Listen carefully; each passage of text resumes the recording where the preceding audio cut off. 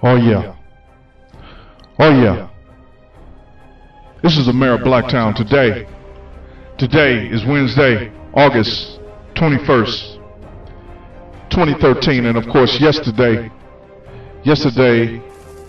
there was a close call down in Atlanta of a white boy, 20-year-old, who went in a black school with an AK-47 and was going to apparently shoot up the school, but miraculously was talked out of it by a black woman. Yeah. But the point and the purpose of this sermon or this video is to, of course, remind black men that the conspiracy and that the crises that you face right now is manhood versus boyhood. Yeah. Manhood versus boyhood. Maturity versus immaturity. What we've been witnessing when we look at the media has been the literal institutionalization. Yeah. Institutionalization of immaturity, typified, of course, by the sagging pants crises that has reached epic proportions, all the way up to the comments by Don Lemon, and of course his response to the comments by Bill O'Reilly, a Fox News commentator. Yeah. And of course, the black man in America is under scrutiny, increasingly. And of course, when we consider the comments of Bill O'Reilly, he really said it all. He really said a mouthful. He talked about what I've been talking and telling you about, black man, for a long time. For a very long time, as long as I've been making videos. And that is, you're not being raised by men for the first time in history. I said you're not being raised by men, whether it be fathers or whether it be male teachers. And now the evidence is the crises of sagging pants, and of course that picture right there, this gang phenomena, this thug phenomena, this institutionalization of immaturity. Yeah, in the black community, where men are not determining and dictating and deciding what black culture should be and how it should be represented to the world. Yeah, you're in competition with this generation of boys. Quite frankly, the Messiah generation. Yeah, this is the generation that, because history is repeating itself, biblically and of course politically, when we consider that J. Edgar Hoover, during the 1960s, sought to stop the rise. He literally stopped the rise. Literally sought to stop the rise of the so-called Black Messiah. Yeah. This was in the COINTEL program, the FBI counterintelligence program, COINTELPRO, that literally said that they sought to stop the rise of a black messiah who would unify and quote, electrify the masses of black people. And of course, several people were discredited or eliminated from potentially being that black messiah. But my point is, that COINTEL program document shows you the extent, how vast the extent is to stop the rise of black men. So in the interim, what has happened is immaturity, boyhood, has become an institution. Sagging pants, gangster rap culture, vile lyrics, single moms, yeah, welfare policies that negated the importance of men. Yeah. And one of the contradictions that's ironic is, right now what is occurring in the media is the institutionalization of the LGBT lifestyle, lesbian, gay, bisexual, transgender, queer. Yet the mixed blessing, like I've said in earlier videos, is that could be seen as a mixed blessing because the gays are fighting to clearly define what their, quote, sexual orientation and lifestyle is, and what their gender politics will be. Yet Where is black manhood clearly defined in the media? And who, besides myself, represents black manhood? Yeah, black masculinity. Yeah, I'm not talking about black buffoonery and black immaturity. Yeah, the mayor of Blacktown, I represent black manhood. Now, of course, like I always say religiously, 99.9% of the time that humans have lived on Earth, we didn't have this problem with what the difference was between men and boys, between mature and immature conduct and behavior. Because if you were immature, if you were a little boy, you didn't eat because we all lived on farms. Let me say that again. 99.9% of the time that all humans have lived on this earth, we didn't have electricity and cell phones and internet and Wi-Fi and Windows operating system and Apple operating system, etc., etc., etc. Gender roles were clearly defined. Why? Because men chopped down the trees, and women who even thought of defying or disrupting a man from getting his work done, they were called witches. They weren't called feminists like we do now in the modern age. They were called witches. So my point being, during that time, women were reminded of what her role was, and that at the top of that list was to keep her men recharged and energized, because there was just so much work to do because we didn't have power tools like we do now. So one of the side effects of all of this technology that we've achieved, that we've attained, has been the disruption and the distortion in the gender roles and gender rules, like I said, typified by the LGBTQ movement. That is headline news right now as we speak. Yeah.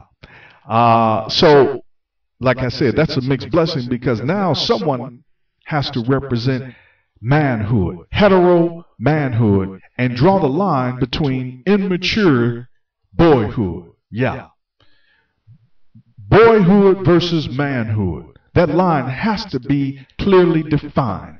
Someone has to represent manhood, because we're dealing with, for the first time in history, a generation of boys who are not raised by men, whether they be fathers nor male teachers. Yeah.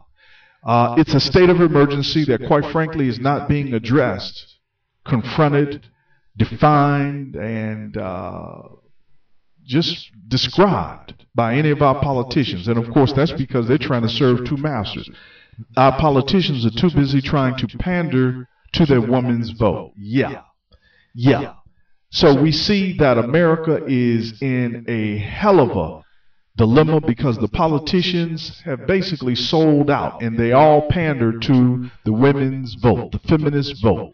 And of course, men heretofore are afraid to organize, particularly black men, because he cannot even define, let alone defend, his manhood and the definition and the changing definition and the evolving definitions of manhood.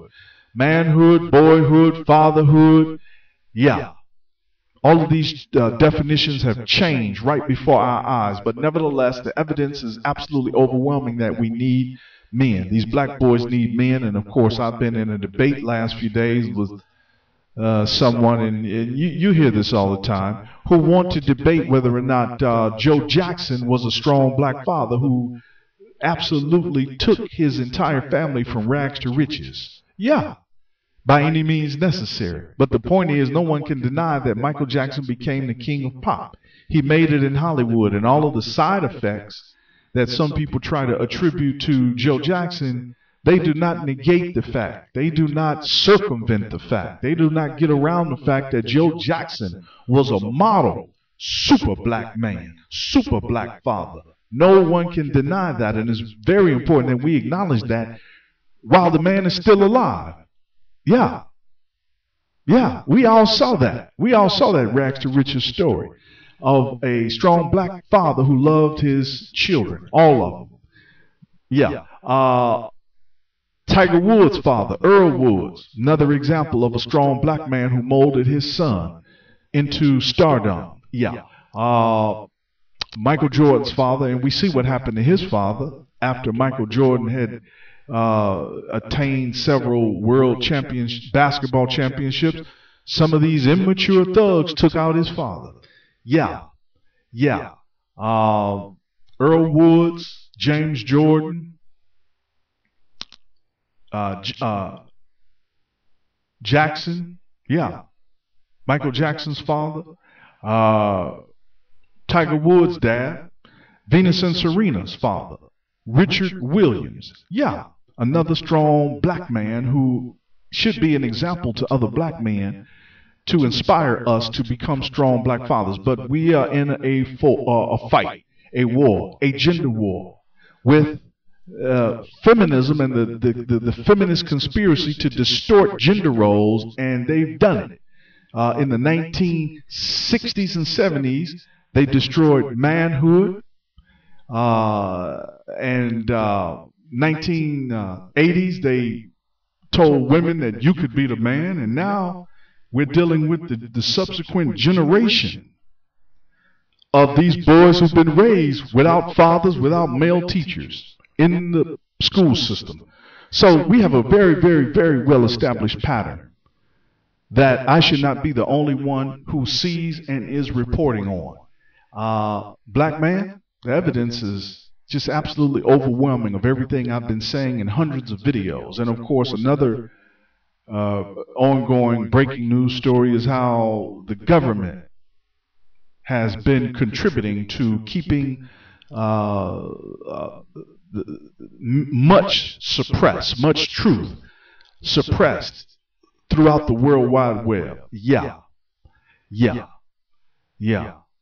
That's Snowden. His whistleblowing revelations about how vast the modern COINTEL program is to keep the Black Messiah from rising. Yeah, but like I said, Pharaoh is losing his firstborn, and he's in a state of crisis, typified by what everyone is calling a miracle that this black woman talked this white boy out of shooting up a school that was entirely black. And when we consider that George Zimmerman was just found not guilty last month, July 13, 2013, the news broke that he was found not guilty of killing, murdering, assassinating Trayvon. If that white boy had shot up that school and killed all those black children, that would have spelled a race war. Tensions would have escalated to a fever pitch. But my point is, we can certainly consider that a miracle. Yeah, I don't know what if it had happened, it would have been evil. But we're giving God credit. We have to give God credit, and that's a notch in the list of miracles. So the point and the purpose of this video is to remind black man that you're in a gender war, not so much with feminists per se anymore. You're in a gender war with the consequences, decades, 40 years of male bashing and the institutionalization of the destruction of the importance of men. Yeah, something that could have never happened when we lived in rural society, because there was just too much work to be done. But now, one of the side effects of technology is the confusion in gender roles, the roles of men and women. And the test is for men, black men in particular, to learn how to defend manhood and masculinity and maturity. I said manhood, masculinity, and maturity versus irresponsibility and immaturity. Yeah. The evidence is absolutely overwhelming. Overwhelming. Typified by so many things, so many breaking news stories. But like I've been saying in hundreds of videos, black man, you're in a gender war with the feminist witchcraft. Yep. Feminism. Started in the 1960s. Yeah, in the 1960s, by the 1970s, government and corporations jumped on the bandwagon because they saw that they could make money off of women. Yeah. Women It's culminated into single moms, and in the black community we have 70% female-headed household. And like I said, white boys, he has a problem too, because he's not being raised by men. And of course, this is typified by all the mass shootings that white boys have been committed. Think about it. How or what would be the reaction if all of these school shootings and mall shootings and movie shootings were committed by girls? Think about that. Notice the double standard. What if Columbine had been done by Erica Harris instead of Eric Harris? Think about that. Daphne Klebold instead of Dylan Klebold. Two girls. Oh, dear God. Think about that. What about the Batman movie shooting that also happened in Colorado? So you have to notice these double standards and patterns, hypocritical patterns of feminism and the ongoing distortion in the gender roles. But like I said, if the women, the feminists, can have their movement, if the LGBTQ homosexuals can have their movement, the LGBTQRSTUVWXYZ, the entire homosexual community, if they can have a movement, what about the hetero movement? Who stands for manhood? Yeah, who understands manhood? When you should recall, particularly if you're 50 years or older, you should recall when manhood was everywhere on television shows, typified by the TV shows such as My Three Sons, Father Knows Best, Bonanza, the Andy Griffith Show, which still comes on, with Sheriff Taylor and Barney Fife and Opie and the people, the men of the town. The Andy Griffith Show, Sheriff Taylor and Barney. What about the Rifleman and his son? Yeah. Did I talk about Bonanza? Did I leave out any of the popular shows? How about Courtship of Eddie's Father? Yeah. My Three Sons. Even Tarzan. Yeah, I remember Tarzan used to come on. Think about that. That's the absolute epitome of how white men have put himself on the pedestal as a father and as a leader, as a guide to his family. Tarzan, a white man in the middle of the jungle, yet has his nuclear family intact, and his son's name is Boy. Think about that. Think about that, people. So I'm giving you all of this absolutely overwhelming evidence. It's time for the men's movement. No doubt about it. It's time for black men to step up and stand up, because you were insulted. You were insulted on July 13, 2013, Saturday, when that not guilty verdict was rendered. Yeah, that George Zimmerman was right to stand his ground. Yeah. And he's celebrated as a hero in the white community, because that's what men do. They defend their territory. Yet, black man, like I said, your community is being ruled and run by mama's boys with sagging pants. Yep, and we all know what sagging spells backwards. Who would deny that that's a sign from God? Or whether you want to give God the credit or not, it's still a very powerful omen. Yeah. We are in a gender war. Yeah, we are in the age of the distortion in the gender roles and gender rules, typified by so many things that I've shown you in hundreds of videos. This is the mayor of Blacktown, all the strong black men who are mature and understand what I am saying. Let me hear you say it again. Amen. We declare our rank on this earth to be a man, to be a man, to be a man, to be a man, to be a man, to be a man, to be a human being, to be respected as a human being, to be given the rights of a human being in this society, on this earth, in this day, which we intend to bring into existence by any means necessary. By any means necessary. By any means necessary. Have you forgotten? Have you forgotten? Have you forgotten that once we were brought here, we were robbed of our name, robbed of our language, we lost our religion, our culture, our God, and many of us, by the way we act, we even lost our minds.